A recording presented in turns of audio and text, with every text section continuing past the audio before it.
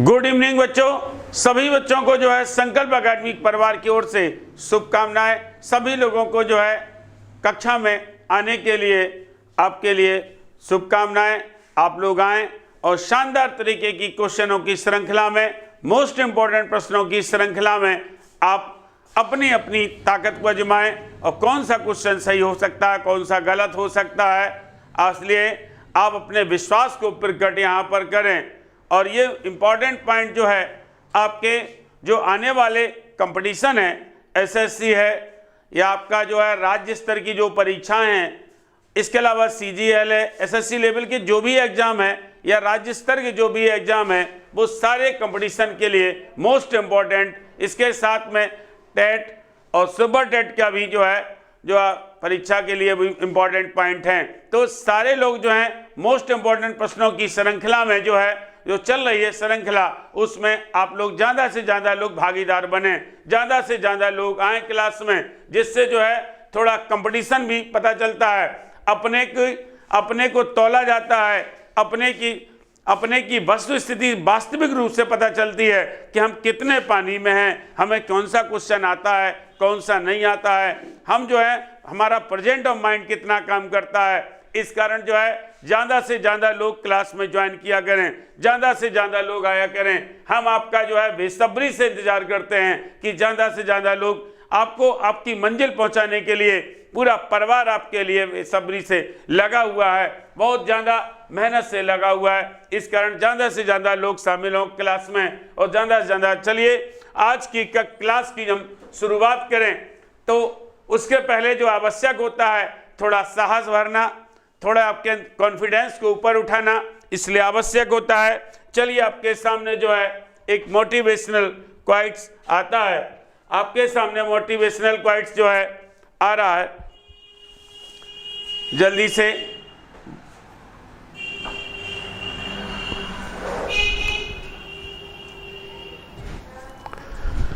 Motivational क्वाइट्स जो है आपके अंदर आपके आ रहा और आ चुका है। चलिए शानदार समझिएगा।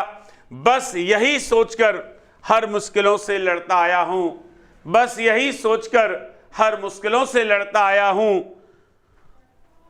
धूप कितनी भी तेज हो समंदर सूखा नहीं करते, धूप कितनी भी तेज हो समंदर सूखा नहीं करते। तो आप जो समंदर है वो आपको एक आत्मविश्वास पैदा करता है।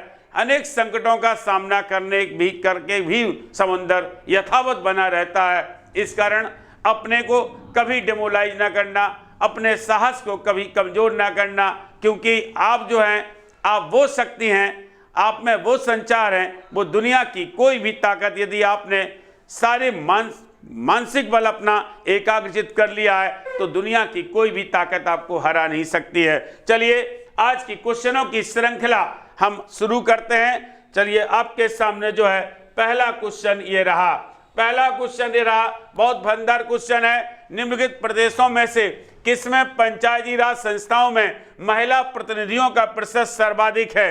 बताइएगा, जल्दी से आंसर दीजिएगा। और आंसर आपका जो रहा बताइएगा, और आंसर आपका जो रहा बिहार।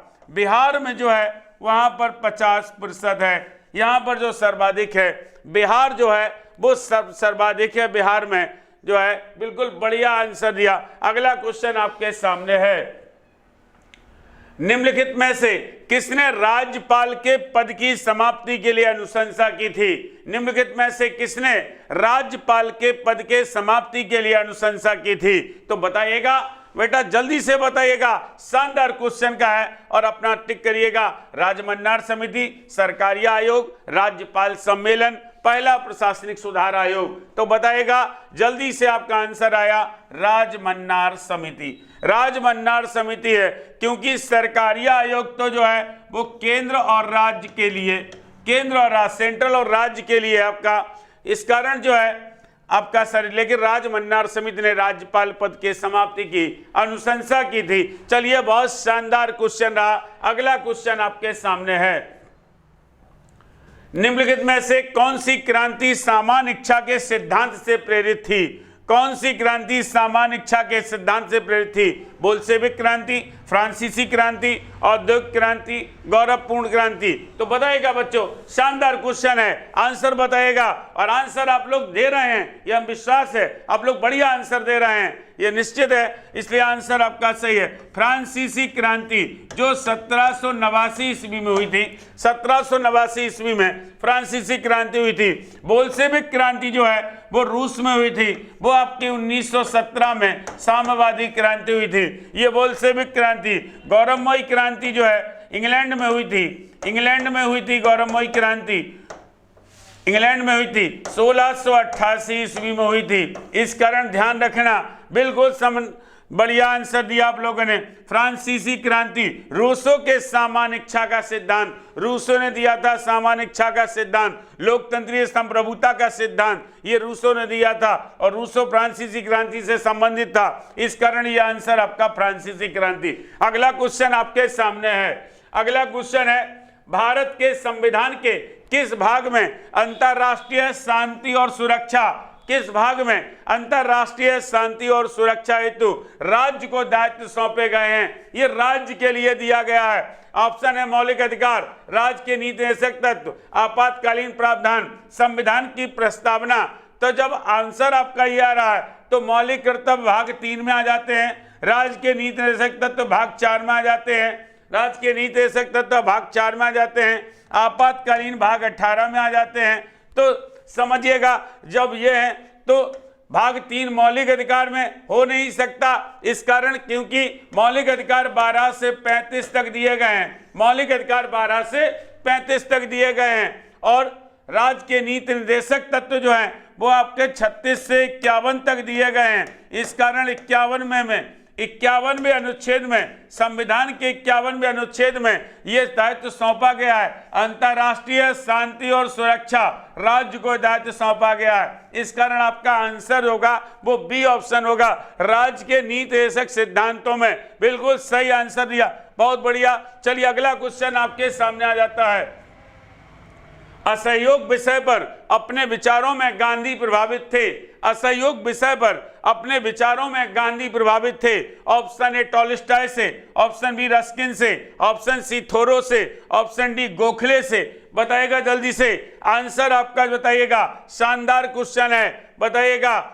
और असहयोग शब्द, असहयोग और समन्वयज्ञ जो शब्द है वो भी इन थोरो के द्वारा दिया गया था, इस कारण ये आंसर जो है वो थोरो है, थोरो से प्रभावित थे। बहुत बढ़िया आंसर दिया, बहुत शानदार क्वेश्चन का आंसर है ये। अगला क्वेश्चन आपके सामने है, निम्नलिखित में से कौन से मंदिर में पूजा करना निषिद्ध माना गया है, निषिद्ध किया गया है? कौन से मंदिर में पूजा करना निषिद्ध किया गया है? ये तो स्वाभाविक है, जगन्नाथ मंदिर उड़ीसा में, वो तो बहुत प्रसिद्ध है।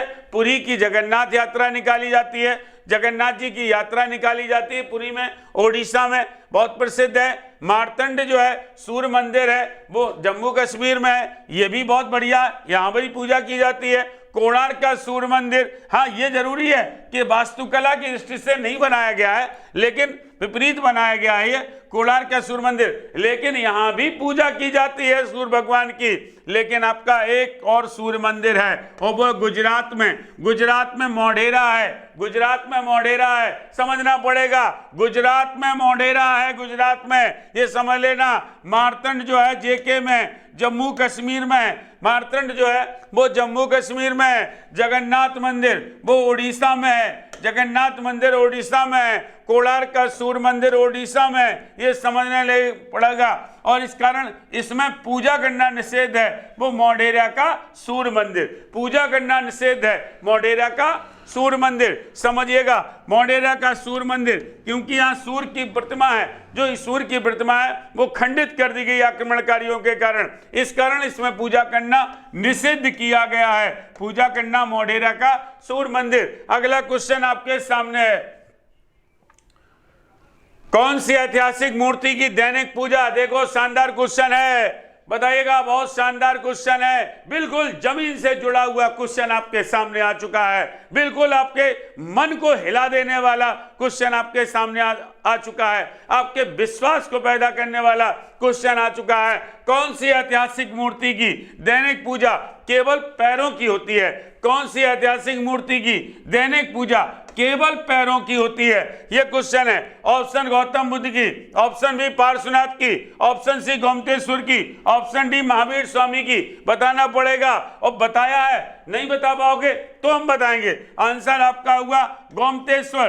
गोमतेश्वर की चामुंडराय श्रवणबेलगोला में, श्रवणबेलगोला में जो है कर्नाटक में एक मूर्ति है, श्रवणबेलगोला में बनी हुई है। कर्नाटक में गोमतेश्वर की प्रतिमा है। गोमतेश्वर चामुंडराय के द्वारा बनाई गई थी, चामुंडराय के द्वारा बनाई गई थी। और यहाँ पर जो है गोमतेश्वर की विशाल प्रतिमा है, एक ऊंची प्रतिमा है। और जो उनके मस्तक का राज्याभिषेक जब होता है, मस्तक का, तो वो एक बार जो है महीने में या वर्ष में जो जब उत्सव होता है तभी, लेकिन बाकी जो दैनिक पूजा होती है वो इनके पैरों की पूजा होती है। जो दैनिक पूजा होती है वो इनके पैरों की पूजा होती है, गोमतेश्वर की। समझ में आ चुका होगा।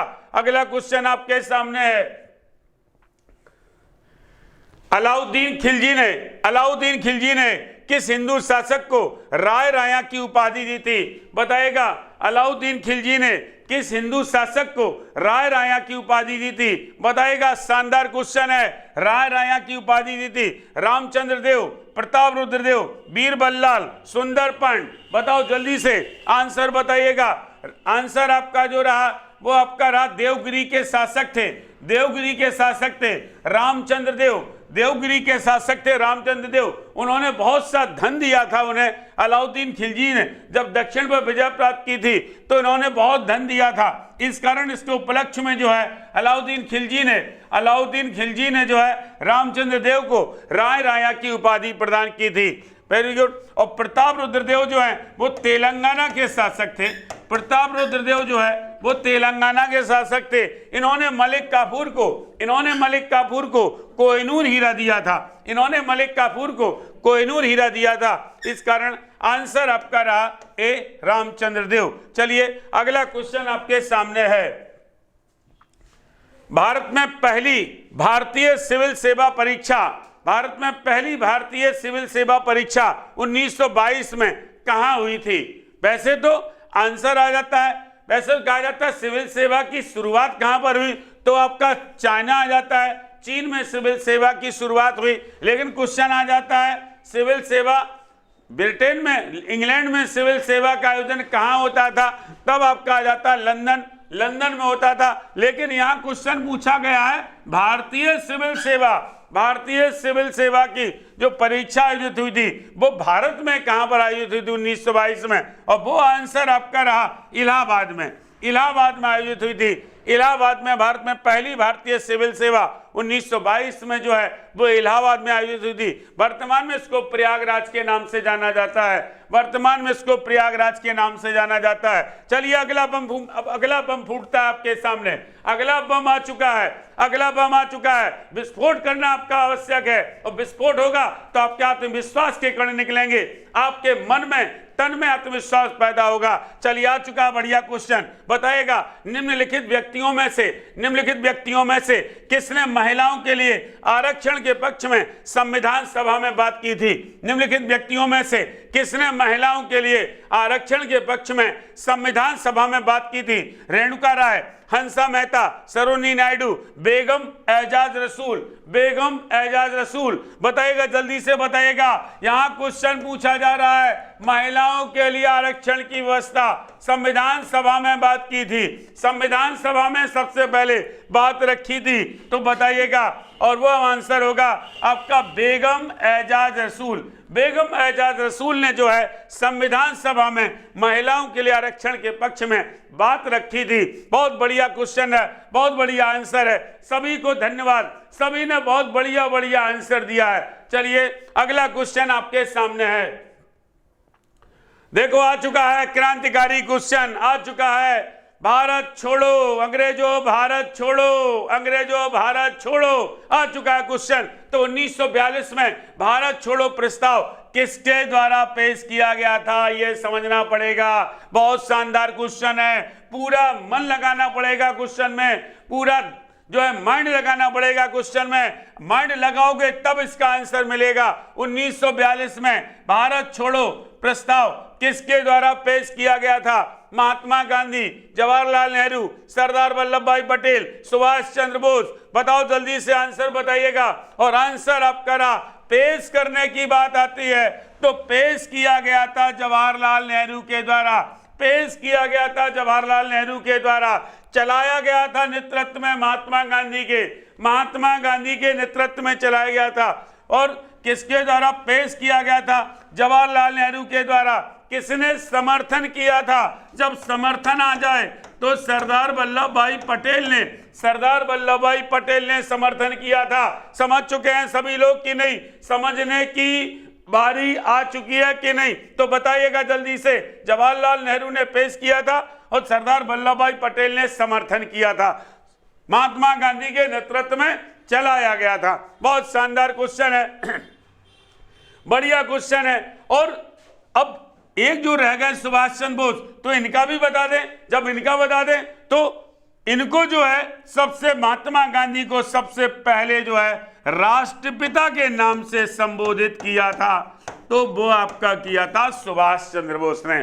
सुभाष चंद्र बोस ने जो है महात्मा गांधी को राष्ट्रपिता के नाम से संबोधित किया था। चलिए अगला क्वेश्चन आपके सामने है। निम्नलिखित में से कौन सा हार्मोन खरपतवार को नष्ट कर देता है? बताइएगा जल्दी से, कौन सा हार्मोन खरपतवार को नष्ट कर देता है? हार्मोन है तो आंसर बता ही जाएगा। चलिए बहुत बढ़िया, आंसर रहा ऑक्सीन। ऑक्सीन हार्मोन जो है वो खरपतवार को नष्ट कर देता है। ये जिबरेलिन जो है वो बढ़ने के लिए काम आता है। एथिलीन फलों को पकाने में काम आता है। एथिलीन जो है फलों को पकाने में, जिबरेलिन जो है बढ़ाई वृद्धि करने में, ऑक्सीजन जो है वो खरपतवार को नष्ट करने में काम आता है। समझ में आ चुका होगा? और समझ में आ चुका है तो यात्रा आगे चलती है, आगे बढ़ती है, फिर एक नए मोड़ पर पहुंचते हैं। और फिर नए मोड़ पर पहुंचते हैं तो संतरा खजूर की बात आ जाती है। जब नए मोड़ पर पहुंचते हैं तो संतरा खजूर की बात आ जाती है। तो बताइएगा निम्नलिखित में से कौन सा पौधा एक बीज पत्री पौधा है? एक बीज पत्री पौधा है। सलजम, संतरा, खजूर, धतूरा। बताइएगा जल्दी से बताइएगा, कौन सा एक बीज पत्री पौधा है? बताइएगा। और आंसर जो आपका रहा बिल्कुल सही है, आंसर रहा सलजम। सलजम जो है वो एक बीज पत्री पौधा है। सलजम जो है एक बीज पत्री पौधा है। बाकी जो है वो सब द्विबीज पत्री पौधा है। बाकी सब जो है वो द्विबीज पत्री पौधा है। बहुत बहुत बढ़िया। चलिए अगला क्वेश्चन आपके सामने आता है। निम्नलिखित में से कौन से पौधे को रेडवुड ऑफ कैलिफोर्निया भी कहते हैं? बताइएगा कौन से पौधे को रेडवुड ऑफ कैलिफोर्निया भी कहते हैं? सागोपास, जेमिया पिग्मिया, सिकोया, चीड़। बताइएगा जल्दी से बताइएगा।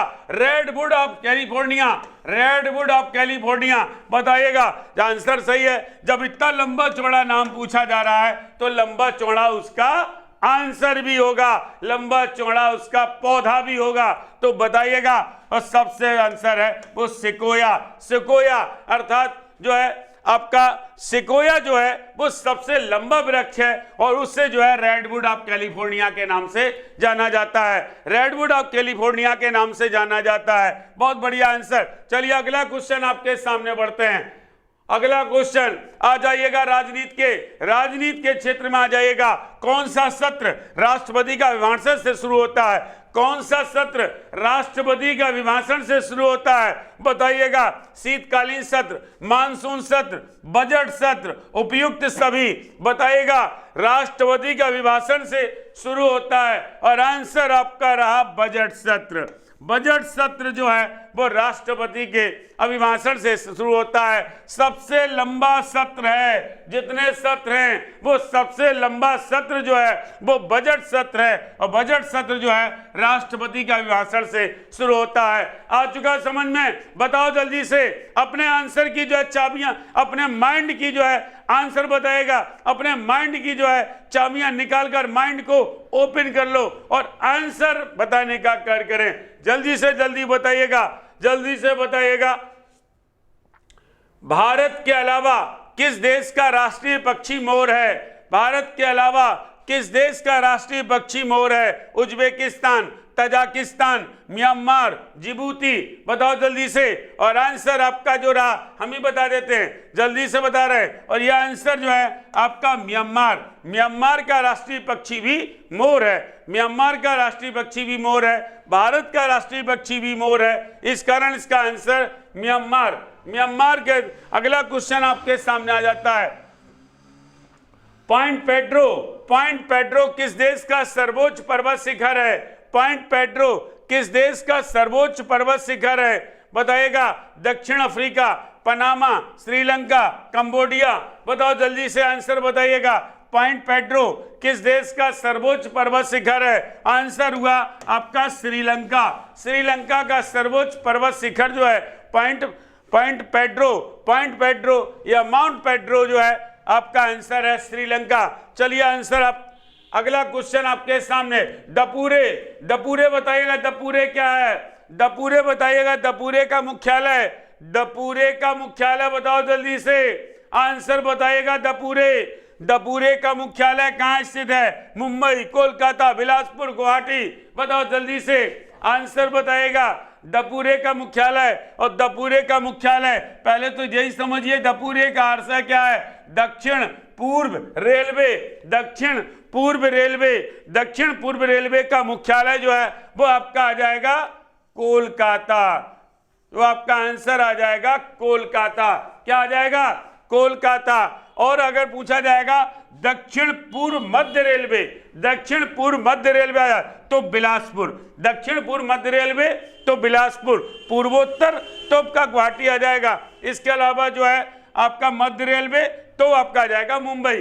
ठीक है, लेकिन आपका इसका आंसर दपुरे दक्षिण पूर्व रेलवे का मुख्यालय कोलकाता। दक्षिण पूर्व रेलवे का मुख्यालय कोलकाता। चलिए अगला क्वेश्चन आपके सामने आता है। एशिया का सबसे लंबा साइकिल हाईवे आ गया। युग साइकिल का युग आ गया। एशिया का सबसे लंबा साइकिल हाईवे कहाँ स्थित है? आगरा, मथुरा, इटावा, आजमगढ़। बताओ जल्दी से। ये तो देखते ही गोली मारने का आदेश है। ये तो सीधे सीधे समझ गए होंगे कहां पर आंसर टिक लगाना है। यहां तो बताएगा जल्दी से। आगरा, मथुरा, इटावा, आजमगढ़। और बताएगा जल्दी से। और आंसर आपका रहा इटावा। समझ गए? हमने बताया था देखते ही गोली मारने का आदेश। तो आपका आंसर आ चुका है इटावा जो है बिल्कुल 4 ऑप्शन में सीधा समझ में आ रहा था इटावा आपका। इस कारण जो है आंसर आपका रहा सबसे लंबा साइकिल हाईवे इटावा। अगला क्वेश्चन आपका रहा। कौन सी 2 नदियों के मिलने से ब्रह्माणी नदी कहलाती है? कौन सी 2 नदियों के मिलने से ब्रह्माणी नदी कहलाती है? और इसका आंसर जो है बताएगा। और इसका आंसर जो है आपका कोयल और शंख नदी। कोयल और शंख नदी के मिलने से जो है ब्रह्माणी नदी बनती है। कोयल और शंख नदी के मिलने से ब्रह्माणी नदी बनती है। बहुत शानदार क्वेश्चन है। बढ़िया आंसर दिया आप लोगों ने। चलिए अगला क्वेश्चन आपके सामने है। उत्तर प्रदेश गोवध निवारण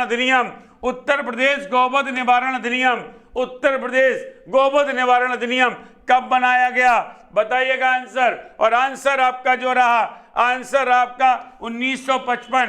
बनाया आ जाए तो 1955 और लागू किया जाएगा 1956। लागू किया जाएगा तो 56, बनाया गया तो 1955।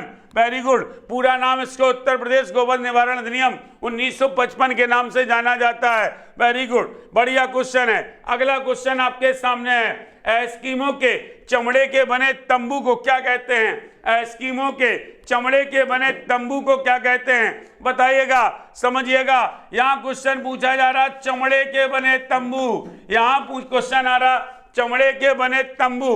बताइएगा जल्दी से आंसर बताइएगा। और आंसर जो रहा आपका वो रहा ट्यूपिक कहा जाता है। चमड़े के बने तंबू को ट्यूपिक। और बर्फ के घरों को इग्लू कहा जाता है।